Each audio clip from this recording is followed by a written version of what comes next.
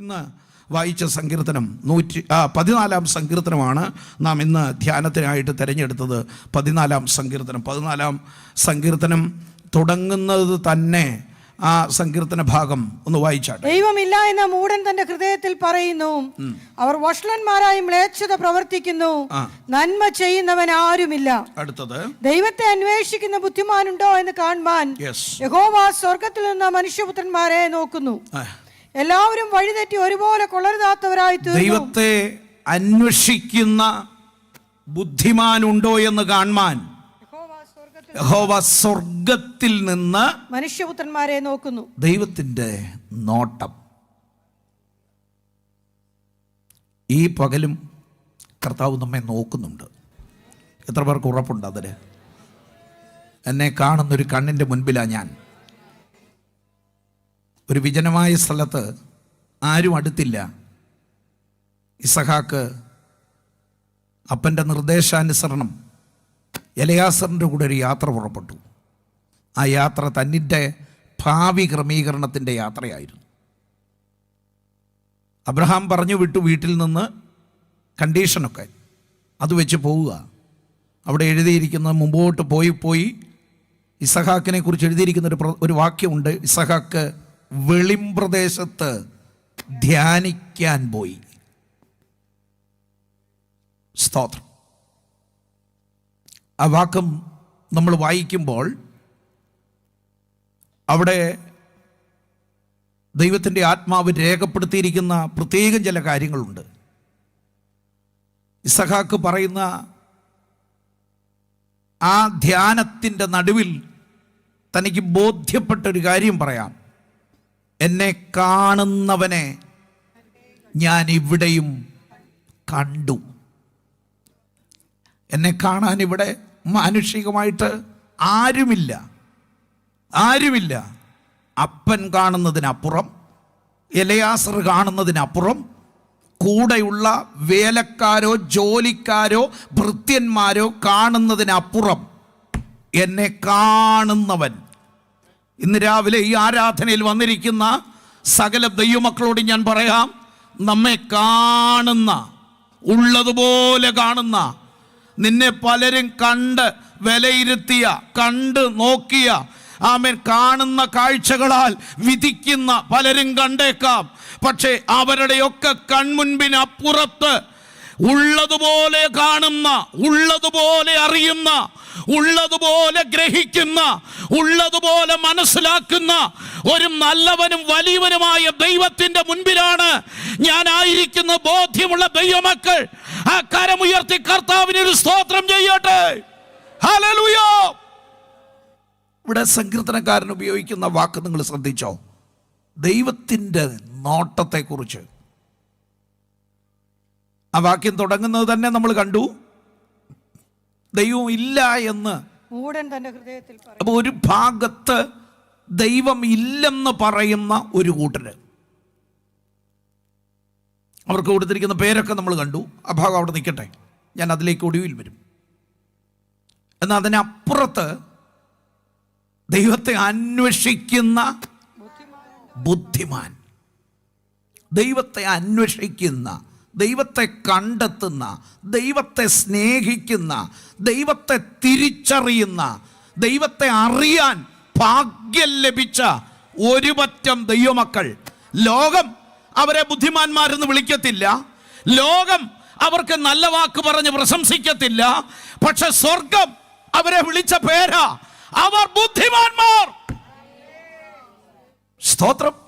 ദൈവമക്കളെ, ഈ ഭൂമിയിൽ നമുക്ക് ലഭിച്ച ഏറ്റവും ശ്രേഷ്ഠകരമായ ഒരു പദവി എന്ന് പറയുന്നത് ദൈവത്തെ അറിയാൻ, ആ ദൈവത്തെ കണ്ടുമുട്ടാൻ, ഈ ദൈവത്തെ തിരിച്ചറിയാൻ, ഈ ദൈവത്തെ ദൈവം ഓർത്ത് മഹത്വീകരിക്കാൻ നമുക്ക് ലഭിച്ച ഭാഗ്യം എത്ര വലുതാണെന്നറിയാമോ? അതിൻ്റെ മുൻപിൽ ദൈവം നമുക്ക് തന്നിരിക്കുന്ന സ്ഥാനം, അതിൻ്റെ മുൻപിൽ ദൈവം നമുക്ക് തന്ന ബഹുമാനം, അതിൻ്റെ മുൻപിൽ ദൈവം നമ്മെ സംബോധന ചെയ്യുന്നത്. സ്തോത്രം. ഈ പകൽ അത്ര ശ്രേഷ്ഠകരമായ ഒരവസ്ഥയുടെ മുൻപിലാണ് നമ്മൾ നിൽക്കുന്നത്. ഈ സങ്കീർത്തനം എഴുതിയിരിക്കുന്നത്, ഹല്ലേലൂയ, കാണുന്ന കണ്ണ് രക്തത്താൽ ജയം, എത്ര ദൈവമക്കൾക്ക് ആ ബോധ്യമുണ്ട്? എന്നെ കാണുന്ന, എന്നെ ഉള്ളതുപോലെ കാണുന്ന രക്തത്താൽ ജയം. ഞാൻ ആ വാക്യം വായിച്ചപ്പോൾ ഒരു കാര്യം എനിക്ക് മനസ്സിലായി, ഒരു മുഖം മൂടി അവിടെ ചെലവാകത്തില്ല. ഹലോ, ഒരു മുഖം മൂടിയും. ഈ 2.5-3 മണിക്കൂറത്തേന് വെള്ളയുടുപ്പ് വിട്ട് ഇവിടെ കയറി നിന്നേച്ച് ബാക്കിയുള്ള എൻ്റെ ജീവിതത്തിൻ്റെ സകല നാഴികയും തിരിച്ചറിയുന്ന അഗ്നിജ്വാലയ്ക്കൊത്ത കണ്ണുള്ള സർവശക്തനായ ദൈവത്തിൻ്റെ മുൻപിലാണ് ഞാൻ ഇവിടെ നിൽക്കുന്നത് എന്ന ഉത്തമ ബോധ്യം ഓരോ ദൈവമക്കളുടെ ഉൾത്തടത്തിൽ നിറഞ്ഞാൽ ആ വലിയ ദൈവ ഭയം നമ്മെ നിരന്തരം യാത്ര ചെയ്യാൻ ശീലിപ്പിക്കും. സ്തോത്രം. നോഹയെക്കുറിച്ച് കൊടുത്ത ഒരു പദം അത്രേ മാത്രമേ ഉള്ളൂ. അവന് നോഹയ്ക്ക് ദൈവം കൊടുത്തൊരു പേരിൻ്റെ കൂട്ടത്തിൽ, അഥവാ പ്രശംസയായിട്ട് എബ്രായ ലേഖനത്തിൽ പറയുമ്പോൾ അവനിൽ ഉണ്ടായിരുന്ന പ്രധാനപ്പെട്ട കാര്യം ഭയഭക്തി എന്ന. ഭയഭക്തി. ദൈവമക്കളെ, നമ്മുടെ ജീവിതത്തിൽ അതിപ്രധാനമായിട്ട് വേണ്ടത് ആഴമായ ദൈവഭയമാണ്. ദൈവഭയം അകത്ത് ഹൃദയം നിറഞ്ഞു കവിയുന്നത് കൊണ്ട് ജോസഫിനോട് യോധീര് സാഹചര്യം എല്ലാം അനുകൂലമാ, പക്ഷെ ജോസഫ് പറയുന്ന ഒരു പദമുണ്ട്, ഞാൻ യഹോവയെ ഭയപ്പെടുന്നു. ദൈവത്തെ ഭയം, വചനത്തോടുള്ള ഭയം. നമ്മുടെ ദൈവത്തെ ഒരു ദൈവ പൈതൽ കൃത്യമായി ഭയപ്പെട്ടാൽ അവന് മുൻപോട്ട് ചുവട് വയ്ക്കുമ്പോൾ വളരെ സൂക്ഷിച്ചേ പോകാൻ പറ്റത്തുള്ളൂ, സൂക്ഷിച്ചേ ഇടപെടാൻ പറ്റത്തുള്ളൂ, സൂക്ഷിച്ചേ സംസാരിക്കാൻ പറ്റത്തുള്ളൂ. ആമേൻ. അവൻ്റെ ജീവിതത്തിൻ്റെ സകല മണ്ഡലങ്ങളും സകല തലങ്ങളും ഒരുപോലെ തിരിച്ചറിയുന്ന ഒരു ദൈവത്തിൻ്റെ മുൻപിലാണ് നാം ആയിരിക്കുന്നത് എന്ന വസ്തുത നമ്മൾ ഒരിക്കലും വിസ്മരിക്കരുത്. ഞാൻ തിരുവചനം ശ്രദ്ധിച്ചപ്പോൾ ഈ ദൈവത്തിൻ്റെ കണ്ണ് എത്ര വലുതാണെന്ന് അറിയാൻ വേറെ ഒത്തിരി ഒന്നും ചിന്തിക്കണ്ട. 2 പത്രോസിൻ ലേഖനം 2-ാം അധ്യായം അതിൻ്റെ 4-ാം വാക്യം. പാപം ചെയ്ത ദൂതന്മാരെ ദൈവം ആദരിക്കാതെ അന്ധതമസിന്റെ ചങ്ങലയിട്ട നരകത്തിലാക്കി. ശ്രദ്ധിക്കണേ, ദൂതന്മാരെ. ദൂതന്മാരുടെ ജോലിയൊക്കെ നമുക്കറിയാം. ഒന്ന്, അവരുടെ പ്രധാനപ്പെട്ട ജോലി പുതിയ നിയമത്തിൽ കൊടുത്തേക്കുന്നത് അവരാരാ? നമുക്ക് ചുറ്റും സേവകാൻ എന്ന് പറഞ്ഞാൽ സംരക്ഷകരാ. എല്ലാ ദിവസവും എല്ലാ മണിക്കൂറും എല്ലാ സമയവും രാപ്പകലില്ലാതെ വിശുദ്ധന്മാരെ സംരക്ഷിക്കുന്ന ജോലിയാ ദൈവദൂതന്മാർക്ക് ദൈവം ഏൽപ്പിച്ചേക്കുന്നത്. സംഹാരകരാവര്. ദൈവത്തിന്റെ ദൂതന്മാർ സംഹാരകരാ. ദൈവത്തിന്റെ ദൂതന്മാർ ദൈവം ഏൽപ്പിച്ച അതിപ്രധാനപ്പെട്ട ജോലി രാപ്പകലില്ലാതെ ദൈവത്തെ ആരാധിക്കുക. എല്ലാ ദൂതന്മാരുടെയും ഒരുപോലെയുള്ള ഒരു ജോലി അതാ. പിന്നെ വേറൊന്നുണ്ട്, ദൂത് പറയുക. ഏൽപ്പിക്കുന്ന ദൂത് ചെന്ന് അറിയിക്കുക. അത് അവരുടെ ഒരു ജോലിയാണ്. എന്നാലും പ്രധാന ജോലി ആരാധനയാണ്. അത് രാപ്പകലില്ലാതെ ദൈവത്തെ ആരാധിക്കുന്ന ദൂതന്മാർ.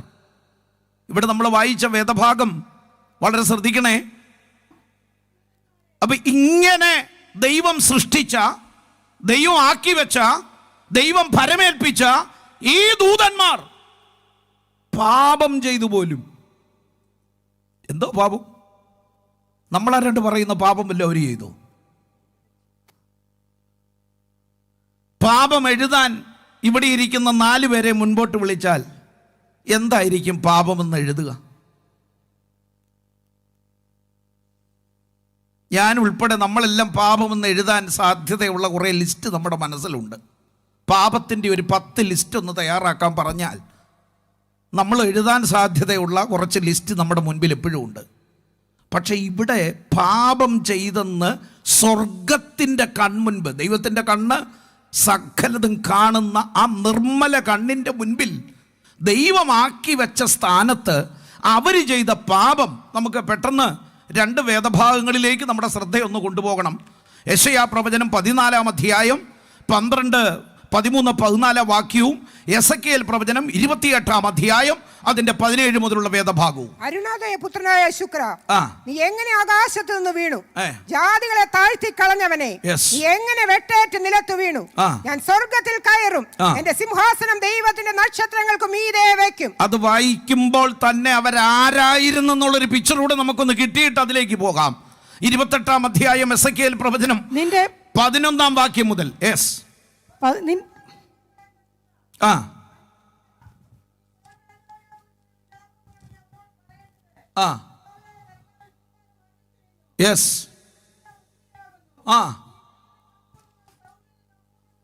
നീ ജ്ഞാനപൂർണനും സൗന്ദര്യ സമ്പൂർണനും തന്നെ.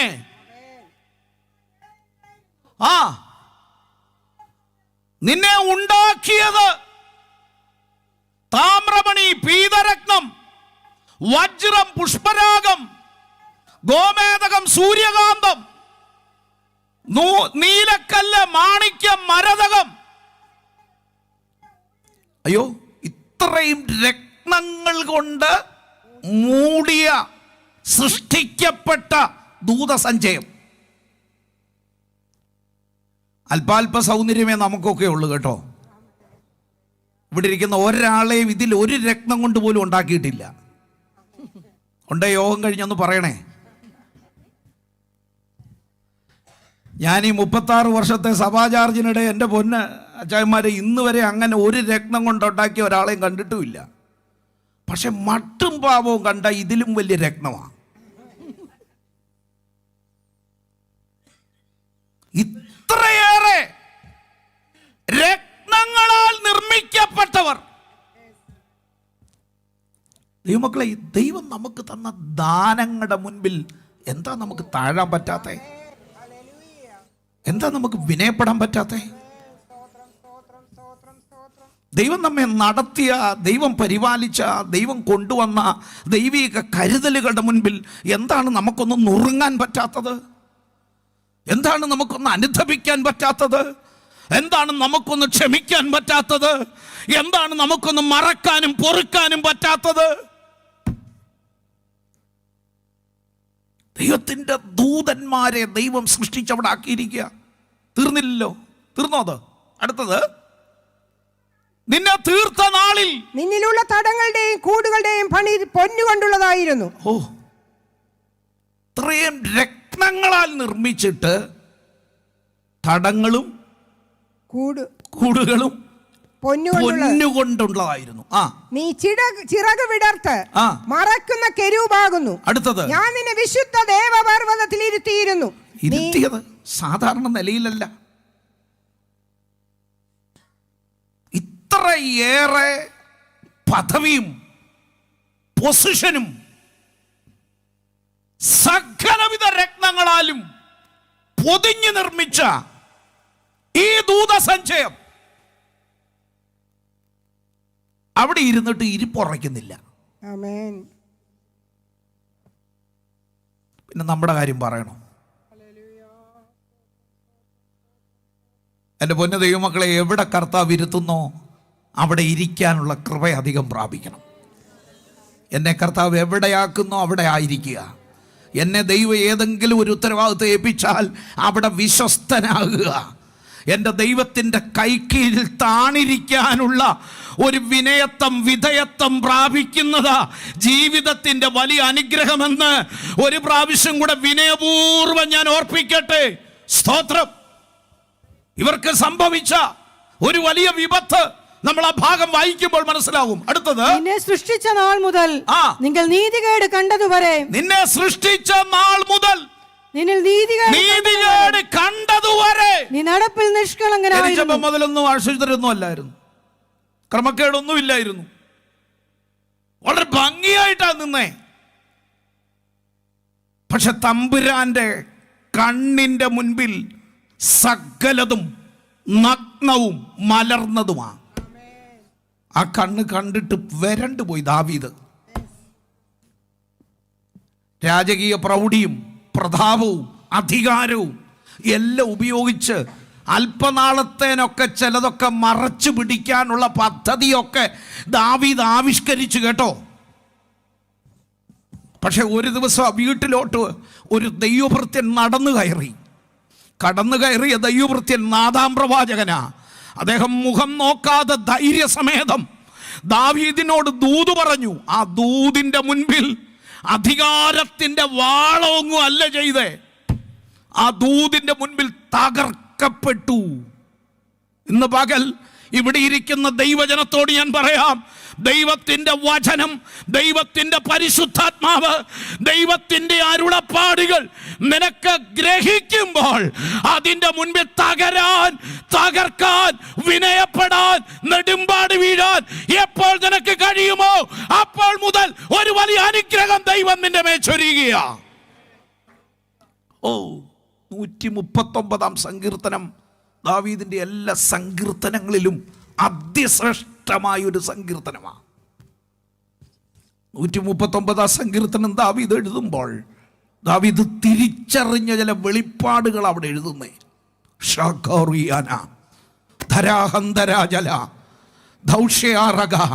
എൻ്റെ കൊട്ടാരത്തിൽ പല കണ്ണുകളെയും ഞാൻ പലതും മറച്ചു.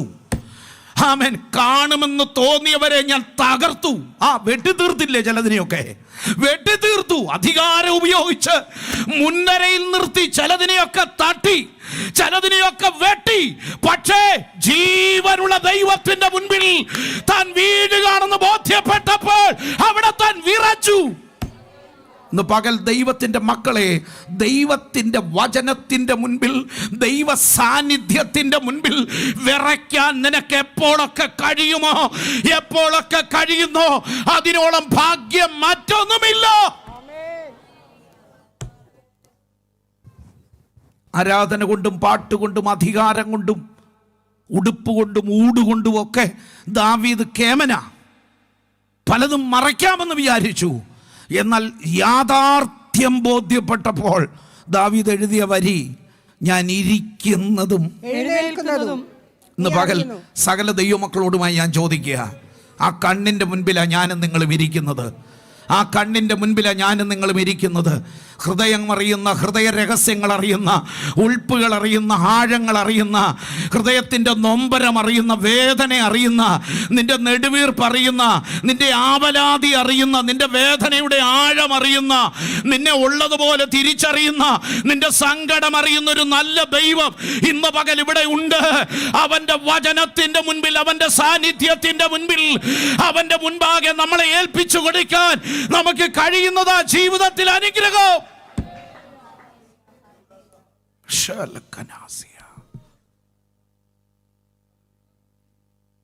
ഇവിടെ കൊടുത്തിരിക്കുന്ന വേദഭാഗം യശയാപ്രവചനം 14-ാം അധ്യായത്തിൽ ഒരു പദം കൊടുത്തിട്ടുണ്ട്, ഹൃദയത്തിൽ പറഞ്ഞെന്ന.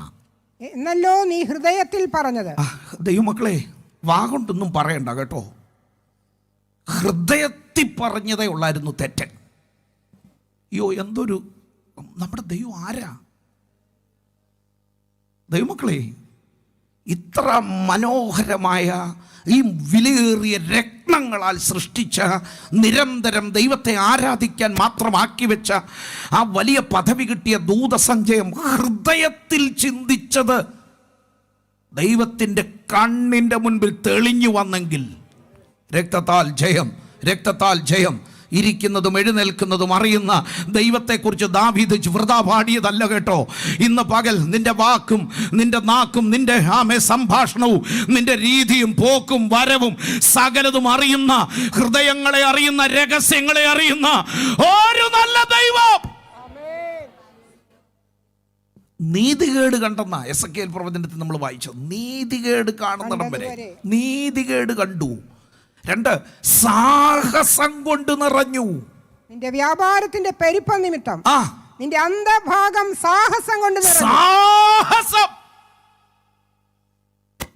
എന്തുവാ സാഹസത്തിന്റെ മലയാളം? സാഹസം മലയാളമാ, എന്നാ സാഹസത്തിന്റെ നിർവചനം എന്തുവാ അറിയാമോ? സാഹസം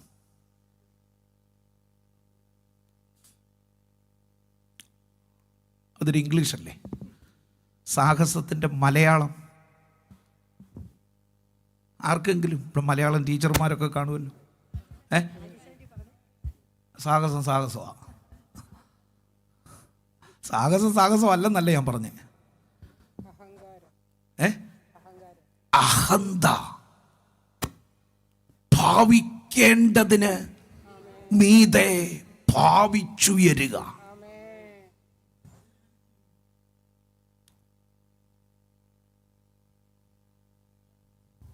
ദൈവമക്കളെ, എവിടെ ആക്കിയാലും അത്രത്തോളം താഴണം, അത്രത്തോളം താഴണം. ആ വാക്ക് ഒന്നുകൂടെ വായിക്കാം. ആ വാക്യം നിന്റെ അന്തർഭാഗം സാഹസം കൊണ്ട് നിറഞ്ഞു, നീ പാപം ചെയ്തു. അതിന്റെ പുറകിൽ ആ സാഹസം വായിക്കുന്ന നിന്റെ വ്യാപാരത്തിന്റെ പെരുപ്പം കണ്ടോ.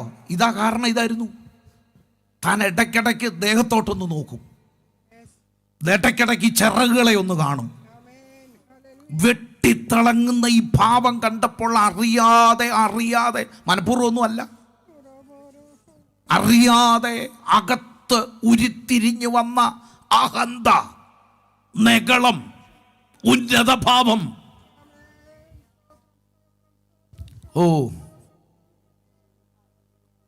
ഇന്ന് പകൽ എന്നെ കേൾക്കുന്ന പ്രിയപ്പെട്ടവരെ, താഴാൻ പറ്റുന്നത്രയും താഴണേ. ആരെക്കാളെങ്കിലും ഒരു പടി ഉയർച്ച നിനക്കുണ്ടെങ്കിൽ, ഞാൻ പറയാറുണ്ട്, ശൗലിനെയും ദാവീദിനെയും കൂടെ നിർത്തിയാൽ തെരഞ്ഞെടുപ്പിൻ്റെ പദപ്രയോഗം ഉണ്ട്. എന്നറിയോ? തോൾ മുതൽ ഈ പൊക്കമൊക്കെ കാണുമ്പോൾ അറിയാതെ പുള്ളി അങ്ങ് നെളിച്ചു. പക്ഷെ ഇപ്പുറത്ത് പൊക്കമില്ലാത്തൊരുത്തൻ കുത്തിയിരിപ്പുണ്ട്, അവന് പുകഴാനൊന്നുമില്ല. അവൻ അതുകൊണ്ട് ഈ അപ്പനോട് തന്നെ, ഈ അമ്മായി അപ്പനോട് തന്നെ ഒരിക്കൽ പറഞ്ഞു, നെകളിക്കാനൊന്നുമില്ല കേട്ടോ, ഞാൻ കാട്ടിൽ ആടുകളെ പുൽമേടുകളിൽ മേയിച്ചവനാ. യോഗ്യത ഉണ്ടായിട്ടല്ല എന്നെ ഇവിടെ എത്തിച്ചത്, അയോഗ്യതയേറെ ഉണ്ടായിരുന്ന എന്നെ യോഗ്യനെണ്ണിയ ദൈവം.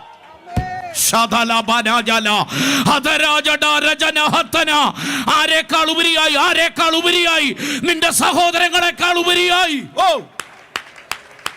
വീട്ടിൽ ആരെക്കാൾ കൂടുതലായി, നിന്റെ രക്തബന്ധത്തിൽ ഉള്ളവരെക്കാൾ കൂടുതലായി, ഹെബ്രോൻ സഭയിൽ തന്നെ ആരെക്കാൾ ഒരു പടിയായി എന്തെങ്കിലും ഒരു വിശേഷത നിനക്കുണ്ടെങ്കിൽ നീ അധികം താഴുക. ദൈവമക്കളെ, കർത്താവിൻ്റെ കൃപയാ നമ്മൾ നിൽക്കുന്നത്. കർത്താവിൻ്റെ കൃപയാണ്. നിനക്ക് ജോലി നല്ലത്, പൊസിഷൻ നല്ലത്, വിദ്യാഭ്യാസം നല്ലത്, ആരോഗ്യം നല്ലത്, അനുഗ്രഹിക്കപ്പെട്ട മക്കൾ നല്ലത്, അവൻ പ്രതീക്ഷിച്ചതിലപ്പുറമായി ചില വഴികളൊക്കെ തുറന്നു കിട്ടിയെങ്കിൽ നല്ലത്. താഴ്മയോടെ ഭയപ്പെടുക.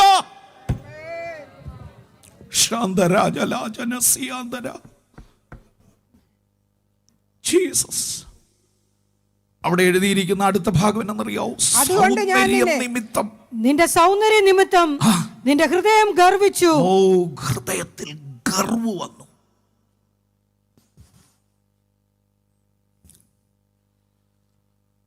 വചനം പറയുന്നു, ധനവാൻ തന്റെ ധനത്തിലും ബലവാൻ ജ്ഞാനി തന്റെ ജ്ഞാനത്തിലും പ്രശംസിക്കരുത്. ധനവാൻ തന്റെ ധനത്തിലും ജ്ഞാനി തന്റെ ജ്ഞാനത്തിലും പ്രശംസിക്കരുത്. ദൈവമക്കളെ, ഒരിക്കലും ബലവാനിലോ ധനത്തിലോ ജ്ഞാനത്തിലോ പ്രശംസിക്കല്ലേ. പ്രശംസിക്കുന്നവൻ കർത്താവിൽ പ്രശംസിക്കട്ടെ. കർത്താവിൽ എന്ന് പറഞ്ഞാൽ കർത്താവാ തന്നതെന്ന്, കർത്താവാ നടത്തിയെന്ന്, കർത്താവാ ഉയർത്തിയെന്ന്, കർത്താവാ ആരോഗ്യം തന്നതെന്ന്, കർത്താവാ സൗഖ്യം തന്നതെന്ന്. പ്രാർത്ഥന വേണ്ടെന്നൊക്കെ ചിലപ്പോൾ അറിയാതെ ചിലരങ്ങ് പറയും. ആരുടെയും പ്രാർത്ഥനയൊന്നും വേണ്ട പറയല്ലേ. അധികം പ്രാർത്ഥിക്കേണ്ടി വരുന്നത് അവിടെ. ഞാൻ എപ്പോഴും പറയാറുണ്ട്, ആരുടെയും പ്രാർത്ഥന വേണ്ടെന്ന് പറയരുത്, ദൈവമക്കളുടെ പ്രാർത്ഥന വേണ്ടെന്ന് പറയരുത്, ദൈവസഭയുടെ പ്രാർത്ഥന വേണ്ടെന്ന് പറയരുത്, കൂട്ടായ്മയെ നിഷേധാത്മകമായി കാണരുത്, ദൈവ സ്നേഹത്തിൽ നീ അടർന്നകന്നു പോകരുത്. നീ എപ്പോഴും ഒരു പടിയുടെ താണ് അവൻ്റെ സന്നിധിയിൽ വിനയത്തോടെ അടുത്ത് ചെല്ലണം. അപ്പം ദൈവത്തിൻ്റെ കണ്ണ് കണ്ടതെന്നാണെന്നറിയാമോ? ഇത്രയും ശ്രേഷ്ഠരായ ദൂതന്മാരുടെ ഹൃദയാന്തർഭാഗത്ത് ഉയർന്നു വന്ന ചിലത് ദൈവം കണ്ടു. അവിടെ എഴുതിയ ദൈവം വെട്ടിക്കളഞ്ഞെന്ന. ദൈവം വെട്ടിക്കളഞ്ഞു. ഞാൻ അവിടെ നിന്നാൽ സമയം പോയി, അതിവേഗം മുമ്പോട്ട് പോകുന്നു. രണ്ടാമത് പരിശുദ്ധാത്മാവിൻ്റെ മുമ്പിൽ കൊണ്ടുവന്നത് ഒരു ഭാഗം, യോഹന്നാൻ്റെ സുവിശേഷം 1-ാം അധ്യായം അതിൻ്റെ 45-ാം വാക്യം ഒന്ന് വായിക്കണേ. ജീസസ്. യോഹന്നാന്റെ സുവിശേഷം 1-ാം അധ്യായം 45-46 വാക്യങ്ങൾ. ഫിലിപ്പോസ് നഥനയേലിനെ കണ്ട് അവനോട്, ന്യായപ്രമാണത്തിൽ മോശയും പ്രവാചകന്മാരും എഴുതിയിരിക്കുന്നവനെ കണ്ടെത്തിയിരിക്കുന്നു, അവൻ യോസെഫിന്റെ പുത്രനായ യേശു എന്ന നസ്രേത്തുകാരൻ തന്നെ എന്ന് പറഞ്ഞു. നഥനയേൽ അവനോട്, നസ്രേത്തിൽ നിന്ന് വല്ല നന്മയും വരുമോ എന്ന് പറഞ്ഞു. ഇത്രയും മതി. നസ്രേത്തിൽ നിന്ന് പച്ചയ്ക്ക് പറയാം, നസ്രേത്തിനെ കുറിച്ച് നാട്ടിലൊരു പാട്ടുണ്ടായിരുന്നു. ഒരു ഗതിയും പിടിക്കാത്തൊരു പട്ടണം. നസ്രേത്ത് ഗലീലയുടെ ഭാഗമാണ്. അതാ ഗലീലയിലെ നസ്രേത്ത്. ഇത് പണ്ട് ഹീരാം ശലോമോന് എത്ര പട്ടണം കൊടുത്തു? ചില ഭാഗം വരുമ്പോൾ എനിക്കറിയാം നിങ്ങൾ ഭയങ്കര സൈലൻ്റാണ്. എനിക്ക് ഇത്തിരി ഇഷ്ടമാണ്. സോദരം എത്ര പട്ടണം കൊടുത്തു? ഒറ്റ വാക്ക് ആരെ പറഞ്ഞല്ലോ, ഒന്ന് കൈപൊക്കിക്ക്. ഔച്ചാൻ ഒത്ത ഒരു സമ്മാനം തരും കേട്ടോ. 20 പട്ടണം. ആ 20 പട്ടണങ്ങളിൽ ഒന്നായിരുന്നു ഇത്. ശാപഗ്രസ്തമായി ദാവീദിൻ്റെ ഏറ്റവും അടുത്ത സ്നേഹിതനായിരുന്നു ഹീരാം. ദാവീദിനോടുള്ള പ്രിയവും സ്നേഹവും അരമന പണയാനുള്ള സഹായവും എല്ലാം നമുക്കറിയാൻ അവിടെ നിൽക്കുന്നില്ല. അത് കഴിഞ്ഞ് ശലോമോൻ രാജാവായി. മകൻ ശലോമോൻ രാജാവായപ്പം അപ്പൻ്റെ സ്നേഹിതൻ എന്നുള്ള നിലയിൽ കൈകോർത്തു. അടുത്ത് പിടിച്ചിട്ട് പറഞ്ഞു, എൻ്റെ അപ്പൻ്റെ നീ അടുത്ത ആളാണ്, ഒത്തിരി സഹായിച്ചിട്ടുണ്ടെന്നറിയാം. അപ്പന് പൂർത്തീകരിക്കാൻ കഴിയാഞ്ഞൊരു പദ്ധതി എനിക്ക് പൂർത്തീകരിക്കണം. അത് ദൈവം എന്നോട് പറഞ്ഞിട്ടുണ്ട്. അതിനുള്ള സഹായം നീ ചെയ്യണം. അതിന് ഹീരാം എന്ത് ചെയ്തെന്നറിയാമോ? തൻ്റെ ദേശത്ത് നിന്ന് കൊടുക്കാവുന്നത്രയും മരങ്ങൾ വെട്ടി പണിക്ക് വേണ്ട ഹെൽപ്പുകൾ ചെയ്ത് പണിക്കാരെ വിട്ടുകൊടുത്ത് ആലയം പണി തുടങ്ങി. ആ പണി മുഴുവൻ പൂർത്തീകരിക്കുമ്പം അങ്ങോട്ട് പറഞ്ഞാൽ ഇങ്ങോട്ടും ചില കണ്ടീഷനുണ്ടേ. ഹീരാം പറഞ്ഞു, പരിപാടിയൊക്കെ എനിക്ക് ഇഷ്ടപ്പെട്ടു, പക്ഷേ ഒരു കണ്ടീഷൻ, കൂലിയായിട്ടൊന്നും പ്രത്യേകിച്ച് വേണ്ട, പക്ഷേ എൻ്റെ പണിക്കാർക്ക് മുഴുവൻ സമൃദ്ധിയായ ഫുഡ് കൊടുക്കണം. അപ്പോൾ ഈ പുള്ളിക്കാരൻ വിചാരിച്ച ഫുഡ് വന്നാൽ മതിയല്ലോ. ആ ഫുഡെന്നൊന്നും അല്ല പറഞ്ഞേ, ഞാൻ പറയുന്നത്. അയ്യോ, നിങ്ങൾ വായിച്ച് അത്ഭുതപ്പെട്ടു പോകും. കൊടുത്ത ആടുകളുടെയും ഇതിൻ്റെയൊക്കെ സംഖ്യാക്രമം അവിടെ കൊടുത്തിട്ടുണ്ട്. ചിലരങ്ങനെ തന്ത്രപൂർവ്വം ചോദിച്ച് കൈക്കലാക്കാൻ അറിയാവുന്നവരുണ്ട്. നമ്മൾ വിചാരിക്കും ഇച്ചിരി ആഹാരം കൊടുത്താൽ മതിയല്ലോ എന്നാണ് പറഞ്ഞതെന്ന്. അല്ലെന്നേ, അതിനകത്തൊക്കെ സംഭവം വേറെ ഒളിഞ്ഞിരിപ്പുണ്ട്. കാശ് കിട്ടിയാൽ ഇത് മുതലാകിയായിരുന്നു പുള്ളിക്കറിയാം. അതുകൊണ്ടാണ് കാശേ തീരാത്തത് ആഹാരത്തെ തീർത്തു. പോട്ടെ, ഞാൻ ആ ഭാഗത്ത് നിൽക്കുന്നില്ല. അപ്പോൾ ഇതെല്ലാം കൂടെ കിട്ടി, ഫുഡൊക്കെ നന്നായിട്ട് കൊടുത്തു, പണികളൊക്കെ നടത്തി, കാര്യങ്ങൾ ഗൗരവമാക്കി അതിഗംഭീരമായ നിലയിൽ മുമ്പോട്ട് കൊണ്ടുപോയി. ഇതെല്ലാം കഴിഞ്ഞു, പണികാര്യങ്ങളൊക്കെ കഴിഞ്ഞു. ഹീരാമിനൊരാഗ്രഹം, ശലോമോൻ പതിച്ചു കൊടുത്ത 20 പട്ടണം ഒന്ന് കണ്ടാൽ കൊള്ളാം. വലിയ കാര്യത്തിന് പുള്ളിക്കാരൻ പിന്നെയും വന്നപ്പോഴും സമ്മാനമായിട്ടാണ്. അങ്ങോട്ടൊക്കെ ചെന്നു കാര്യങ്ങളൊക്കെ ചെയ്തു എല്ലാം ചെന്ന് കണ്ടപ്പം പച്ചയ്ക്ക് പറഞ്ഞാൽ നെഞ്ചത്തടിച്ചു പോയി. ഒറ്റ അടി. ആ അടി മിക്കവാറും എവിടം വരെ എത്തിക്കാണുമെന്ന് ഞാൻ ഓർക്കാറുണ്ട്. ഇത്രയ്ക്ക് സത്യം പറഞ്ഞാൽ ഹീരാമിനെ അപമാനിക്കണ്ടായിരുന്നു എന്ന അതിൻ്റെ മറുഭാഗം. പുള്ളിക്കാരൻ ഇത് കണ്ടേച്ച് ആ സ്ഥലത്തിനെല്ലാം കൂടെ ഒരു പേരിട്ടു. എന്തോ പേര്? കാബൂൾ. ശാപഗ്രസ്തമായ, ഗതി പിടിക്കാത്ത, ഒരു പച്ച പുല്ല് പോലും കിളിക്കാത്ത ദേശമാകട്ടെ എന്ന ഒരു വേഷനകത്ത് കൊടുത്തിരിക്കുന്നത്. ഒരു പച്ച പുല്ല് പോലും കിളിക്കാത്ത ദേശമാകട്ടെ പറഞ്ഞ പുള്ളിക്ക് അത്ര സങ്കടമായിപ്പോയി. അങ്ങനെ ഗതികെട്ട ശാപഗ്രസ്തമായ ദേശങ്ങളിലൊന്നാ ഗലീല. ആ ഗലീലയിലാണ് ഇപ്പോൾ ഒരുവൻ ജനിച്ചു പുറത്തു വന്നേക്കുന്നത്. ആ ഗലീലയിലെ നസ്രേത്തിൽ നിന്ന്. ഇപ്പം നസ്രേത്തിനെ കുറിച്ച്, ഗലീലയെക്കുറിച്ച് നാട് മുഴുവൻ പാട്ടാണ്. ഒരു നന്മയുണ്ടാകാത്ത, ഒരു ഗതിയും പിടിക്കാത്ത. അതുകൊണ്ടാണ് ഇദ്ദേഹം ഇവിടെ നിന്നുകൊണ്ട് ചോദിക്കുന്ന, വല്ല നന്മയും വരുമോ? സ്വോത്രം. പക്ഷേ ഇപ്പം നസ്രേത്തിൽ ദേണ്ട് എല്ലാവരും ശപിച്ച് തള്ളിയെടുത്ത് ഒരാളെ തേടി ഒരു കണ്ണ് പതിഞ്ഞിരിക്കുക. ഞാൻ ദൈവത്തിൻ്റെ കണ്ണിലേക്കാണ് പോകുന്നത്. ഒരു കണ്ണ് ആ ദേശം മുഴുവൻ ചുറ്റിത്തിരിഞ്ഞു, ഒരുവളെ കണ്ടു, അവളുടെ പേര് മറിയ. ആ മറിയയുടെ മേൽ ദൈവത്തിൻ്റെ കൃപ ലഭിച്ചെന്നാണ് എഴുതിയിരിക്കുന്നത്. കർത്താവിൻ്റെ കൃപ ലഭിച്ചൊരു കണ്ണ്, ശാപഗ്രസ്തമായ, തള്ളിക്കളഞ്ഞ, ആർക്കും വേണ്ടാത്ത, ഒരു ഗതിയും പരഗതിയും പിടിക്കത്തില്ലെന്ന് പറഞ്ഞ സ്ഥാനത്ത് ദൈവകൃപ പതിഞ്ഞു. ഇന്ന് പകൽ ദൈവമക്കളോട് ഞാൻ പറയാ, ആ കൃപ പതിഞ്ഞാൽ, ആ കൃപ വെളിപ്പെട്ടാൽ, യേശുവിൻ്റെ നാമത്തിൽ കൃപ നിനക്കുണ്ടോ, നീ അതിനേക്കാൾ അപ്പുറം വേറൊന്നിനെയും കാണണ്ട. ആരൊക്കെ അതിരിട്ടാലും, ആരൊക്കെ ശപിച്ചാലും, ആരൊക്കെ ബന്ധിച്ചാലും, ആരൊക്കെ ദോഷം ചെയ്താലും, ആമേൻ, ആരൊക്കെ ഇതിന് ശാപഗ്രസ്തമായ പേര് കൊടുത്താലും, ആ പേരിനെ മായ്ക്കാൻ കഴിയുന്ന, ആ നാമത്തെ മാറ്റാൻ കഴിയുന്ന ആ അധികാരത്തിന്റെ കരം ഇന്ന് പകലും ഇവിടെ ഇറങ്ങി വന്നിട്ടുണ്ട്. ഓ ശകലാജന, ആ ദേശത്തിൻ്റെ പേരും ആ ശാപവും മാറിയത് എന്താണെന്നറിയോ?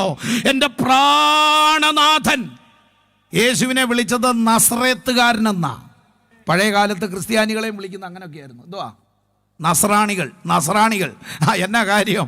നസ്രയത്തിൻ്റെ ജന്മമെടുത്ത യേശു ക്രിസ്തുവിൻ്റെ പിന്തുടർച്ചയുടെ പേരില്ല.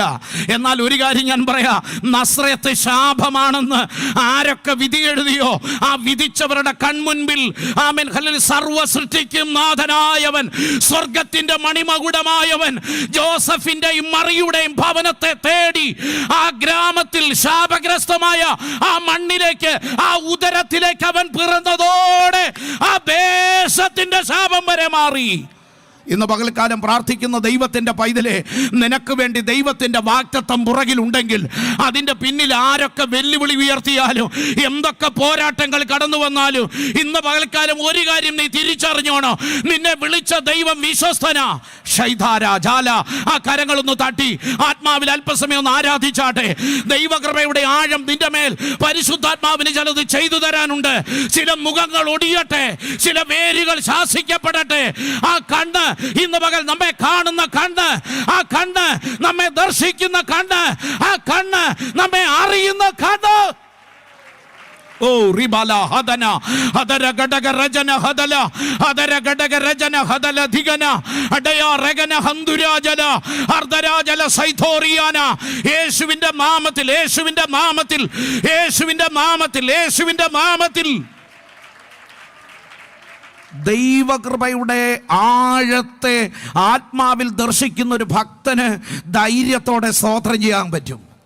അവന് മാത്രം പറയാൻ പറ്റും. അതുകൊണ്ടാണ് യാക്കോബിനോട് സ്വർഗത്തിലെ ദൈവത്തിൻ്റെ വചനത്തിലൂടെ പരിശുദ്ധാത്മാവ് വളരെ വ്യക്തമായിട്ട് അരുളി ചെയ്തത്, ആഭിചാരം ഫലിക്കത്തില്ല.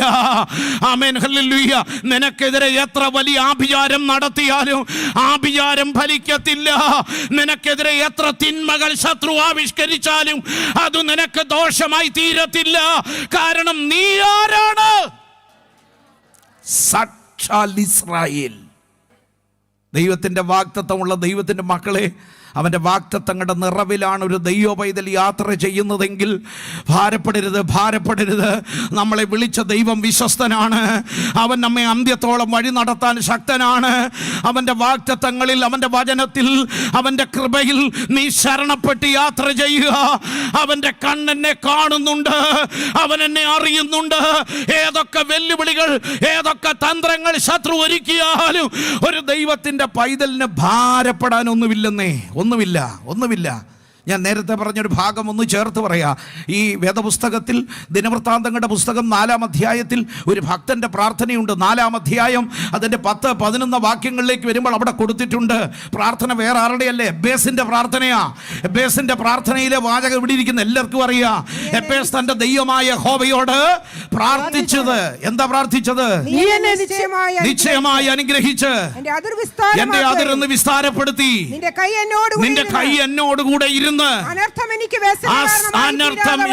വ്യസന കാരണമായി തീരാതെ വണ്ണം. ഓ, അനർത്ഥം വരുന്നല്ല. ദൈവമക്കളുടെയൊക്കെ പലരുടെയും ചിന്ത ഇരിക്കുന്നത് രോഗം വരത്തില്ല, ദൈവമക്കളായ പിന്നെ അനർത്ഥം വരത്തില്ല. അല്ല, വിശുദ്ധ വേദപുസ്തകത്തിൽ ഏറ്റവും കൂടുതൽ കഷ്ടത അനുഭവിച്ച ഏകയാൾ പൗലോസാ. അപകടം വരുമോ? പൗലോസിന് എത്ര വട്ടമാണ് സംഭവിച്ചതെന്നറിയോ? 4 വട്ടം കപ്പൽ ഛേദത്തിലകപ്പെട്ടെന്നാണ്. യാത്ര ചെയ്ത കപ്പൽ തരിപ്പണമായി പോയി. ബസ്സും ലോറി അന്നില്ലെന്നേ ഉള്ളൂ, അന്ന് യാത്ര ചെയ്യുന്ന കപ്പലാ. ആക്സിഡൻറ്റുകൾ, അപകടങ്ങൾ ഇതൊക്കെ ഭൂമിയിലുണ്ട്. പക്ഷേ വ്യസനകാരണമാകാതെ താങ്ങുന്നത് കൃപ. അതോർത്താ സ്തോത്രം ചെയ്യണ്ടേ. പ്രാർത്ഥിച്ചത് എനിക്ക് ഉണ്ടാകല്ലേ എന്നല്ല, അപകടമൊന്നും ഉണ്ടാകല്ലേ, അതാ ഞാൻ വിശുദ്ധനൊന്നും അല്ല ദൈവമക്കളെ. വരാതിരിക്കട്ടെ, വരാതിരിക്കുന്ന കൃപയാ. പക്ഷെ വന്നാൽ നിനക്ക് വ്യസന കാരണമാകാതെ, അത് ദുഃഖത്തിന്മേൽ ദുഃഖമാകാതെ, അത് വിലാപമായി പര്യവസാനിക്കാതെ. ഇതുപോലെ രോഗിയായ, കഷ്ടതയേറ്റ, അടിയേറ്റ, പട്ടിണി കിടന്ന വേറെ ആരുണ്ട്? ഇത്ര വിശുദ്ധനായൊരു ദൈവ മനുഷ്യൻ, ഭക്തനായൊരു ദൈവ മനുഷ്യൻ, പ്രാർത്ഥിച്ച ദൈവകൃപ, കൃപയുടെ ആധിക്യം നിമിത്തം എന്ന് എഴുതിയിരിക്കുന്ന കൃപയുടെ ആധിക്യം. നമുക്ക് അങ്ങേറ്റം ഒരു ചെറിയ കൃപയാ, പേരിന് പോലും പറയാൻ കൊള്ളാത്തൊരു കൊച്ചു കൃപയാണ് നമുക്കൊക്കെ ഉള്ളത്. പക്ഷെ കൃപയുടെ ആധിക്യം, വെളിപ്പാടുകളുടെ ആധിക്യം ഇത്ര മാത്രം ഉണ്ടായിരുന്ന ഈ ദൈവ മനുഷ്യന് കഷ്ടതയുടെ നീർച്ചുഴി. 2 കൊരിന്ത്യർ ലേഖനം 11-ാം അധ്യായം അതിൻ്റെ 23 മുതലുള്ള വാക്യം കൊണ്ട് വായിച്ചാൽ അമ്പരന്ന് പോകും. ഇതുപോലെ കഷ്ടത സഹിച്ച, ഇതുപോലെ പ്രതികൂലം അനുഭവിച്ച, ഇതുപോലെ ശോധനയിലൂടെ കടന്നുപോയ, ഇതുപോലെ രോഗങ്ങൾ ഉണ്ടായ, ആമേ ഹല്ലേലൂയ. ഏറ്റവും വലിയ എനിക്ക് ചിരി വന്നൊരു സംഭവം ഇതിനകത്തുണ്ട്. കള്ളന്മാരാലുള്ള ആപത്തെന്ന്. ഈ സാധുവിൻ്റെ എന്തോ പിടിച്ചു പറിക്കാനാ? ഹലോ, കള്ളന്മാരുടെ ആപത്ത് വരെ ഉണ്ടായെന്ന് ഒരു സ്വോത്രം പറയണേ. ഇതെല്ലാം ഉണ്ടായിട്ടും കൃപയെന്നാണ് വിട പുറകോട്ട് പോയില്ല. ആ കാണുന്ന കണ്ണില്ലാഞ്ഞിട്ടാണോ?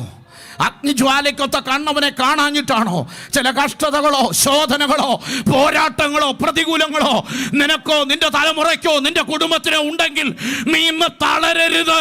നീ ആത്മാവിൽ ബലപ്പെട്ടിട്ട് പറയണം, ആമേൻ, ആമേൻ. ദൈവത്തിന്റെ ദാസനായ യോബ് പറഞ്ഞൊരു വാക്കുണ്ട്, അവൻ എന്നെ കൊന്നാലും.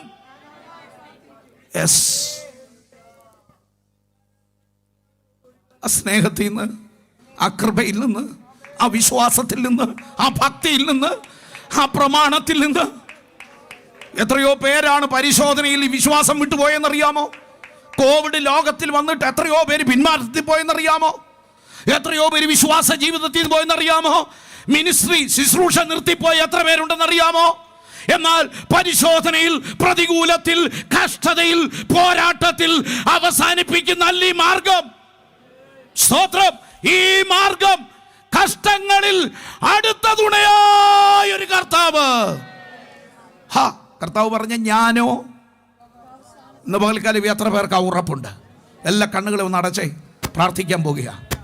ഡെന്നി ദാനിയേൽ പ്രാർത്ഥിക്കണേ. എല്ലാവരും ഞാൻ പറയുമ്പോൾ പ്രാർത്ഥിക്കണം. ഷക്കനാജല ധിരാഷഹന്തരാജല.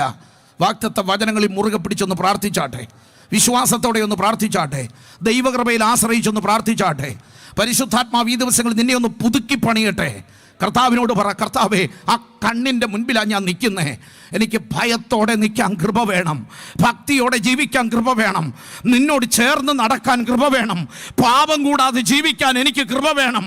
കർത്താവേ, നിന്റെ കൂടെ സഞ്ചരിക്കാൻ. ഹോ റിബല ഹതര ഹസ്തന അടല ശകത്തന അന്തുരാജന ശകത്തുര്യ.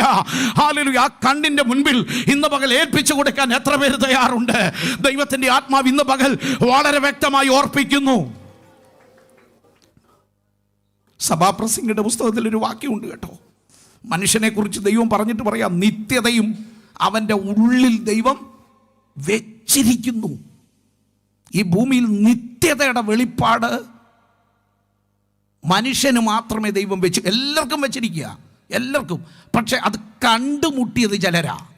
അതാ ഈ സങ്കീർത്തനം 2-ാം വാക്യം. എല്ലാവരും കണ്ടില്ല, അവനെ എല്ലാവർക്കും കാണാൻ പറ്റിയില്ല, എല്ലാ കണ്ണുകൾക്കും അത് തെളിഞ്ഞില്ല, എല്ലാ മുഖങ്ങൾക്കും അത് വെളിപ്പെട്ടില്ല. അത് കണ്ടുകിട്ടിയത് നിന്റെ ഭാഗ്യം. നിത്യത ഉള്ളിൽ. എന്താ നിത്യത? നിത്യ നരകമുണ്ട്, നിത്യ സ്വർഗമുണ്ട്. ഒരു കാര്യം ഓർക്കണേ, ആമേൻ. നിത്യ നരകത്തിലേക്ക് പോകാനല്ല നിന്നെ വിളിച്ചത്, നിത്യതയ്ക്കായി അവനോടുകൂടെ നിത്യം വാഴാനാ വിളിച്ചത്. അവനോടുകൂടെ നിത്യം നിത്യം വാഴണമെങ്കിൽ അവന്റെ വചനത്തിന്റെ പ്രമാണത്തിൽ, അവന്റെ ഇഷ്ടത്തിൽ നീ യാത്ര ചെയ്യണം. അതിനാണ് ദൈവിക വിളി എന്ന തിരിച്ചറിവ് ഇന്ന് പകൽ സകല ഹൃദയങ്ങളിലും ഉണ്ടാകട്ടെ. എല്ലാവരും പ്രാർത്ഥിച്ചാട്ടെ. എല്ലാവരും കർത്താവിന്റെ വിശുദ്ധ മേശയിലേക്ക് നമ്മൾ പ്രവേശിക്കാൻ പോകുകയാണ്. ഭയത്തോടും ഭക്തിയോടും ഹൃദയങ്ങളെ അറിയുന്ന, ഉൾപ്പുകളെ അറിയുന്ന, നീർന്ന് വേദനിക്കുന്ന, ഭാരപ്പെടുന്ന ആരോടൊക്കെയോ പരിശുദ്ധാത്മാവ് പറയുക, ചില ശാപഗ്രസ്തമായ പേര് ഈ ദിവസങ്ങളിൽ ദൈവം മായിക്കുന്ന ദിവസങ്ങളാ. Hallelujah, hallelujah, hallelujah. നസ്രയത്തിൽ ഒരു നന്മ ഉണ്ടാകത്തില്ലെന്ന ലോകം പറയുന്നത്, എന്നാൽ അവിടുന്ന് നന്മയുടെ ഉറവിടം പുറത്തു വരാൻ പോകുക. ആ ദേശത്തിന്റെ പേര് മായിച്ചവൻ, ആ ദേശത്തിന്റെ ശാപം മാറ്റിയവൻ സാക്ഷാൽ ക്രിസ്തു. ജനിച്ചത് അവിടെ എങ്കിൽ ഇന്ന് പകൽ ക്രിസ്തു വീണ്ടെടുക്കപ്പെട്ട ദൈവ പൈതലേ, നിന്റെ ഉൾത്തടത്തിൽ അവന്റെ ജന്മത്താൽ ആമേൻ നിനക്കെതിരെ ശത്രു കെട്ടിയ ചില ശാപങ്ങളെ മാറ്റി. ഹല്ലേലൂയ. ചുടാരബനബദല ഹദരഗടഗ രചനസിയ അബ്ദുരാജല ഛൈഡാരിയ ഏൽപ്പിച്ചു കൊടുത്ത